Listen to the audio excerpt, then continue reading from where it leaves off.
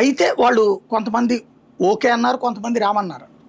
ఉమ్, విజయసాయి రెడ్డి గారు పార్టీ పెడితే తప్పే లేదు, ఆయన ఎక్స్పీరియన్స్తో ఇప్పుడు ఆయన విజిల్ బ్లోయర్ అంటున్నారు. లైక్ ఆయన పేరేంటి, మన జయప్రకాష్ నారాయణ లాగా, జేడి లక్ష్మీనారాయణ లాగా, ఇట్లాగా ఉమ్, ఆ ఆస్పెక్ట్లో రేపొద్దున ఆయన ఖచ్చితంగా పాపులర్ అవుతారు. ఎట్లా అంటే ఆయన ఇప్పుడు ఫర్ ఎగ్జాంపుల్ ఇవాళ చూడండి, విజయసాయి రెడ్డి ఈడీ దర్యాప్తు తర్వాత వచ్చి వివరణ ఇచ్చారు చూడండి.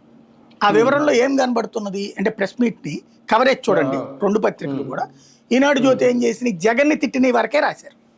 అవును. ఇక్కడ కూటమిని కూడా మాట్లాడాడు కదా ఆయన, కూటమి ఎట్లాగుంది అట్లుందన్నది ఉమ్, అది రాయలేదు ఉమ్, ఈనాడు జ్యోతి.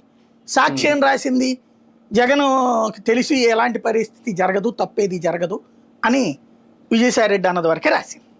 ఉమ్. అక్కడ కూటమిని తిట్టింది రాసి, జగన్ తిట్టింది రాయలే. అంటే ఎవరికి ఎవరికి కావాల్సి అదే. ఇప్పుడు అలాంటప్పుడే మన లాంటి వాళ్ళు మాట్లాడుతున్నాం. ఇప్పుడు ఆయన లాంటి వాళ్ళు గ్రహించాల్సింది కూడా ఏంటంటే, మనకు ఆయన మీద ఏం ద్వేషం లేదు, ఇది లేదు. ఇందులో మనం ఏం చేస్తున్నాం, రెండు, వాళ్ళు ఒకవైపు వెర్షన్, వీళ్ళు ఒకవైపు వెర్షన్లో రెండింటిని క్రోడీకరించుకుని మనం మాట్లాడుతున్నాం. అంతే. ఇందులో మన అవగాహనతో కూడిన అబ్జర్వేషన్ మెన్షన్ చేస్తున్నాం. ఇది ఏమి రుద్దటం లేదు మనం, ఇది మన ఒపీనియన్. ఇది యాక్సెప్ట్ కావచ్చు, కాకపోవచ్చు.